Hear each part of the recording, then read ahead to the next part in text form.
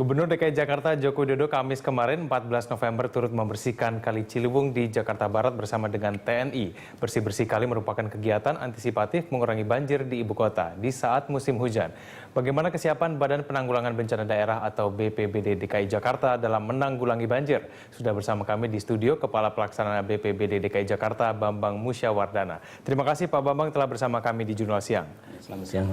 Pak Bambang, ini banjir mengintai Jakarta. Ya. Musim hujan sudah mulai terjadi saat ini. Bagaimana kesiapan dari BPBD DKI Jakarta? Terima kasih. Posisi kami adalah sebagai fasilitator. Ini kita juga tidak menjelaskan teknis secara mendetail ya. Jadi persiapan kami sudah dari September kemarin sosialisasi terus membuat rencon ya, rencana kontingensi itu.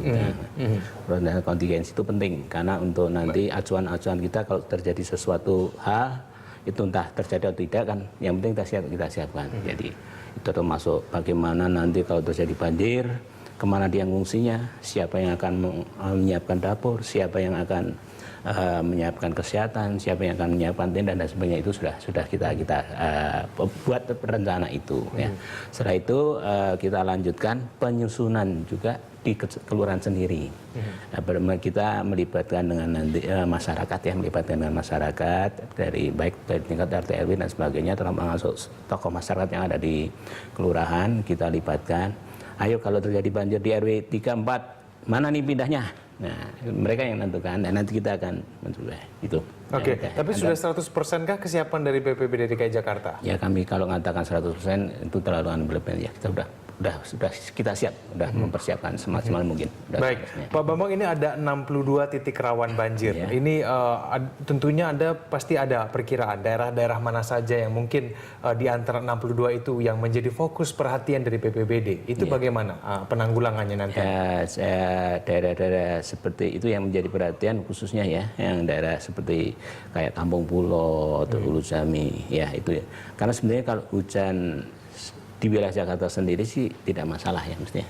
Sudah mampu itu apalagi yang sudah dilaksanakan Pak Jokowi dengan refungsi waduk Rio, waduk Pluit, kali dan sebagainya.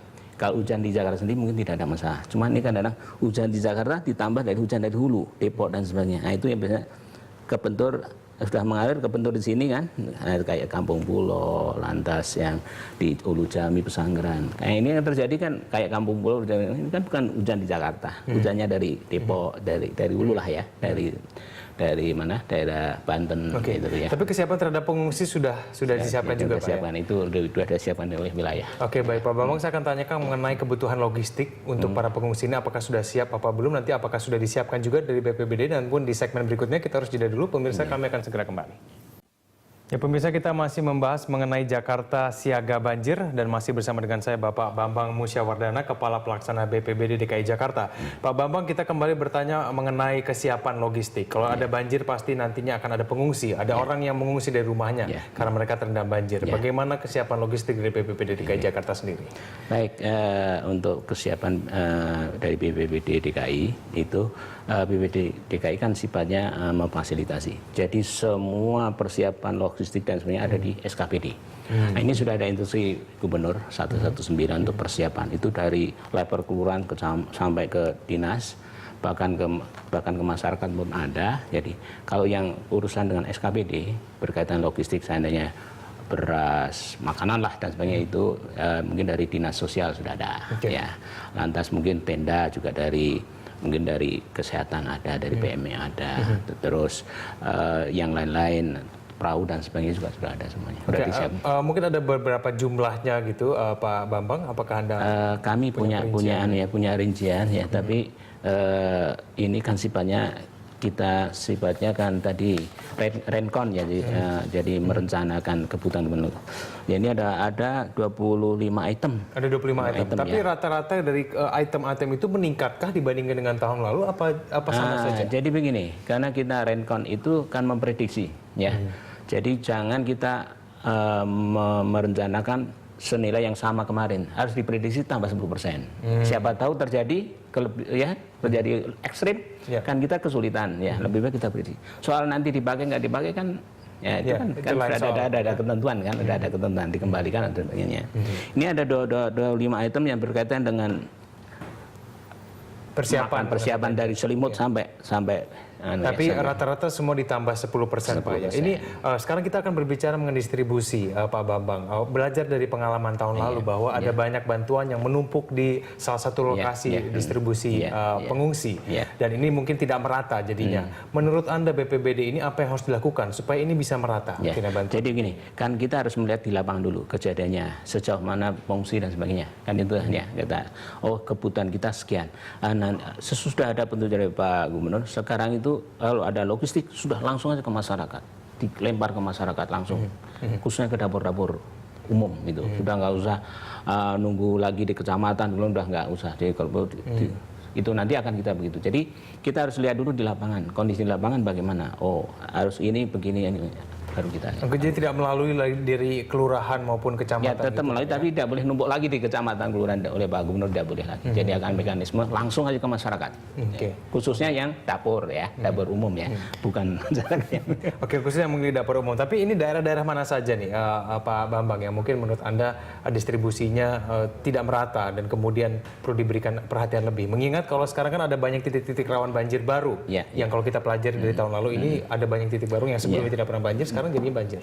Nah, jadi gini, itu kan logistik itu ditangani oleh para SKPD. Nah, SKPD itu ada yang di level provinsi, ada di level tingkat kota. Ya, nah, kalau banjir di Jakarta Timur, mungkin seperti tadi kalau menyiapkan selimut, tikar dan sebagainya itu mungkin Sudin Sosial Timur. Nah, dia kan yang sudah akan menentukan itu. Tapi ya itu sudah. Dia di Timur sendiri sudah membuat renkonnya juga sudah membuat. Jadi kita kolaborasi di tingkat provinsi. Lalu apa yang menurut BPBD ini masyarakat perlu ketahui dalam melakukan penanggulangan terhadap banjir? Karena ini kan memang bukan tugas pemerintah semata, tapi juga mungkin tugas dari seluruh masyarakat. Menurut Anda seperti apa yang perlu dilakukan? Jadi ini pertama saya minta masyarakat arif dan bijaklah ya. Semua kan juga pemerintah tidak akan lepas, pemerintah terus akan membantu dan menangani itu ya, menyelesaikan itu. Namun kalau hanya di semata-mata di pemerintah sendiri, Pemda gitu ya, pemerintah provinsi yang sendiri yang melakukan itu kan tidak mungkin ya. Saya minta mengimbau, mumpung ini masih curah hujannya belum tinggi, ya segeralah mulai minggu besok, Sabtu minggu besok kerja bakti lingkungan dan sebagainya, membersihkan supaya kan banjir itu kan penyebabnya mungkin tersumbatnya saluran ya kan, terus ngalirnya saluran ke kali yang besar menumpuk akhirnya tersumbat di bendungan, itu terjadi banjir karena tidak lancar. Nah itu kan itulah ya kita minta. Di samping itu kan Pak Gubernur juga sudah menormalisasi itu ya. Saya yakin dan percaya ini pemerintah sudah siap. Bahkan PU pun, Dinas PU sudah memberikan 80% pompanya yang ada disiapkan itu sudah berfungsi dengan baik. Mudah-mudahan bisa mengatasi semua, kecuali memang debit airnya seandainya pompa itu mampunya 10.000 liter, tapi turunnya 20.000 liter, yaitu kita tidak bisa. Tapi hal semacam itu sudah diwaspadai oleh BPBD, seperti mungkin pompa yang tidak berjalan dengan baik. Sudah kita selalu koordinasi menanyakan perkembangan pompa dengan Dinas PU. Untuk di DKI Jakarta sendiri ada berapa jumlah anggota BPBD yang disiapkan mungkin untuk membantu di lapangan? Karena sini sudah ada data semua Pak ya, ada data semua. Saya harus buka terlalu banyak ya nanti. Tapi pasti jumlahnya cukup baik. Terima kasih Pak Bambang telah bergabung bersama kami di Jurnal Siang. Semoga nanti di banjir tahun ini tidak sebesar pada tahun-tahun sebelumnya. Baik, terima kasih Pak Bambang. Selamat siang. Sampah menjadi musuh utama dalam penanganan banjir di Jakarta. Oleh karena itu, pemerintah provinsi akan memberi sanksi berupa denda kepada warga yang membuang sampah sembarangan. Bagaimana mekanisme penerapan peraturan itu dan seperti apa pengelolaan sampah di DKI Jakarta? Kita segera membahasnya bersama dengan Kepala Dinas Kebersihan DKI Jakarta, Unu Nurdin. Terima kasih Pak Nurdin telah bergabung bersama kami di Jurnal Siang. Selamat siang. Ya, selamat siang Pak Nurdin. Pak Nurdin, ini kita berbicara mengenai pengelolaan sampah. Ini sampai sekarang seperti apa pengelolaannya? Sampai sekarang Jokowi mau memberlakukan sistem denda. Ya. Sebetulnya kan kalau pengelolaan sampah itu sederhana ya. Nanti katanya kita kumpulkan, angkut, kemudian kita buang, diolah pada tempat pembuangan terakhir. itu kalau jumlah penduduknya sedikit. Tapi kalau sudah 10 juta jiwa pada saat malam hari, kemudian pada siang hari itu bisa 12,5 sampai 14 juta jiwa, ini yang memberikan dampak kan, di mana juga perilaku masyarakat kan berbagai macam-macam lah ya dengan kondisi yang ada di Jakarta. Iya, terdengarnya memang gampang Pak Nurdin, ngumpulin tinggal buang gitu. Tapi kenyataannya kalau di Jakarta kan berbeda. Iya, kebetulan saya juga kan lahir di Jakarta, ya tahu persis lah ya dari perkembangan Jakarta. Ya pada saat penduduk belum 1 juta jiwa dan sebagainya, sampah itu masih bisa dimanfaatkan secara langsung. Tapi itu nggak jadi problem. Tapi kalau kondisi saat sekarang kan dengan jumlah penduduk 10 juta jiwa, kemudian juga Jakarta ini sebagai kantong sampah. Yang saya katakan kantong sampah, salah satu contoh aja, kita makan durian. Berapa persentase yang kita makan? Durian itu kan dikirim dibuang dari luar. Justru lebih banyak. Pisang, jeruk, dan macam-macam buah-buahan dan sebagainya. Tapi Pak Nurdin, perlukah DKI Jakarta sampai akhirnya Jokowi meminta akhirnya diberlakukan sistem denda? Apakah kita sudah separah itukah dalam pengelolaan sampah kita? Apakah kesadaran masyarakat kita yang sebegitu rendahnya kah sampai Jokowi memaksa harus memberlakukan sistem denda? Sebetulnya bukan memaksa atau meminta, ya. Perda tentang pengelolaan sampah ini kan baru keluar, Perda 3 tahun 2013 tentang pengelolaan sampah, dan itu juga merupakan turunan atau isyarat dari undang-undang tentang pengelolaan sampah, ya Undang-Undang nomor 18 tahun 2008 gitu. Jadi diisyaratkan kan masing-masing provinsi itu harus ada perda. Perda ini kan sebagai acuan di dalam kita hidup ya, di dalam bagaimana cara mengelola sampah, baik masyarakat maupun juga pemerintah daerah dalam memberikan pelayanan kepada masyarakat. Nah, salah satu aspeknya untuk mengawal dari peraturan daerah ini tentu ada sanksi hukum gitu ya, atau law enforcement lah gitu. Itu salah satu, karena di situ juga kan ada rewardnya juga di Perda 3 2013 ini ada juga menyangkut konsep business to business ya, memberikan satu kesempatan peluang kepada badan usaha, tetapi keterkaitan dengan penerapan sanksi hukum, kita melihat memang saat sekarang perilaku-perilaku yang kita lihat bukan masalah sampah aja secara umum. Ya kita lihat coba pagar-pagar di Kalimalang tuh sungai udah pada kosong semua dan sebagainya. Taman juga demikian ya, yang Pak Gubernur secara terus-menerus ya melakukan perbaikan-perbaikan, termasuk tadi yang dijelaskan situ kantong-kantong air dan sebagainya. Tanpa ada keterlibatan masyarakat, ya. Tidak mungkin. Apapun besarnya anggaran, apapun inisiatif daripada pemerintah, ini tidak akan berhasil. Oke, baik. Nah, untuk itu makanya masyarakatlah kita ajak. Baik, Pak Nurdin, saya akan tanyakan mengenai mekanisme bagaimana pemberlakuan sistem denda ini. Namun di segmen berikutnya, pemirsa kita harus jeda dulu dulu. Ya, kita lanjutkan dialog kita masih bersama dengan saya, Bapak Unu Nurdin. Nah, Pak Nurdin, ini bagaimana dengan mekanisme pengaturan dan juga pemberlakuan nanti sistem denda yang akan dilakukan? Ya, tadi saya tekankan lagi ya, bahwa sanksi hukum itu adalah kan mengikat ya, untuk semua warga. Persetujuan pun atas persetujuan dari Ketua Dewan dan para anggota Dewan Perwakilan Rakyat. Kan? Artinya udah kesepakatan ya. Nah, proses mekanisme memang kita awali dari sosialisasi dulu ya.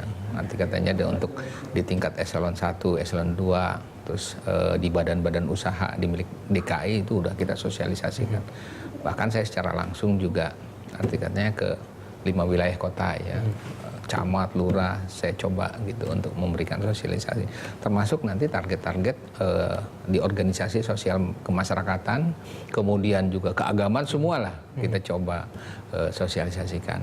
Nah, kemudian juga kita di dalam masalah penerapan sanksi hukum itu kan ada integrasi nanti, ya ada Satpol PP, bahkan kita juga sedang menginikan dengan pihak kepolisian arti katanya, karena kalau melalui PPNS kan prosedurnya panjang, multi piring, tapi kalau melalui kepolisian kan patut diduga orang menyimpang aja udah bisa kita ambil satu sikap tindakan ya dalam ketentuan yang ada tentunya.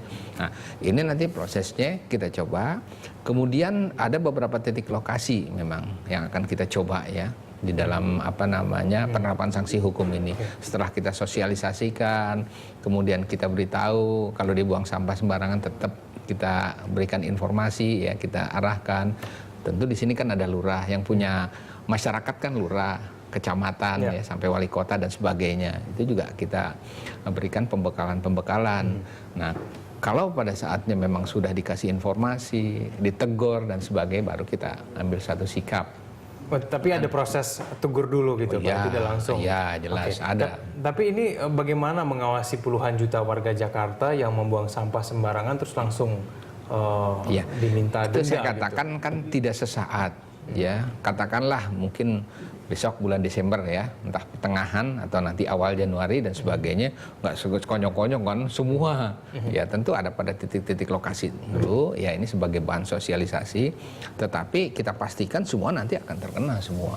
Nah untuk itu makanya kita kerjasama juga dengan instansi terkait yang dia memang punya CCTV kan. Jadi artinya bisa kita lihat perilaku masyarakat. Salah satu contoh misalnya di pintu air Manggarai gitu ya, karena kelihatan kalau buang sampah sembarang itu dan sebagainya. Nah nanti prosedurnya tersebut ya kita juga melibatkan dari beberapa instansi, tentu mempunyai suatu ketentuan-ketentuan yang tidak menyimpang dari aturan-aturan yang ada. Pak Uno, bagaimana dengan kesiapan tempat sampah? Kebanyakan mungkin masyarakat DKI Jakarta ini membuang sampah sembarangan mungkin karena mereka bisa beralasan tidak ada tempat sampah di sekitar mereka. Jadi mereka membuang sampah sembarangan saja, ngambil jalan pintasnya saja. Itu bagaimana? Nah ini makanya kita juga seirama ya di dalam masalah pengelolaan sampah tersebut. Kita sudah melakukan saat sekarang itu di semua wilayah ya. Apalagi kemarin Pak Gubernur kan sudah mencanangkan juga aksi kebersihan ya melalui kegiatan-kegiatan selain juga kan. Nah, kemudian sampai ke tingkat kelurahan, semua masyarakat pemangku kepentingan bahkan militer sampai kemarin juga ya marinir, angkatan darat, Pak Kostrat itu semua ya kita lakukan di dalam kapasitas. Nah kemudian yang mengenai sarana prasarana saat sekarang kendaraan-kendaraan kita yang sudah tua sudah mulai kita remajakan ya. Bahkan tadi saya bilang juga ada konsep bisnis to bisnis. Kita memberikan peluang ya kepada mereka yang bergerak di badan usaha ya untuk melakukan istilahnya pelayan kebersihan, kemudian satu kawasan menengah ke atas atau komersil itu bisa ada kerjasama. Nah otomatis nanti kan bisa kita optimalkan di dalam kegiatan-kegiatan yang berkaitan dengan menengah ke bawah yang selama ini kurang kesentuh. Ya. Kemudian juga pengadaan seperti tong sampah gitu ya. Nah, saya juga minta dikawal oleh masyarakat karena pernah kita lakukan sekian ribu tempat itu bisa dijangkau. Bahkan pendekatan aspek teknologi juga sedang kita kaji saat sekarang. Per kelurahan paling tidak ada yang teknologi tepat guna, ramah lingkungan, bisa 10 ton mungkin. Untuk tingkat kecamatan 100 ton sampai ke tingkat wilayah kota. Baik, Pak Nurdin, kita lihat bagaimana seberapa efektifnya nanti peraturan sistem yang akan diberlakukan. Semoga berjalan dengan baik. Terima kasih Pak Nurdin telah bergabung bersama kami di Jumat Siang.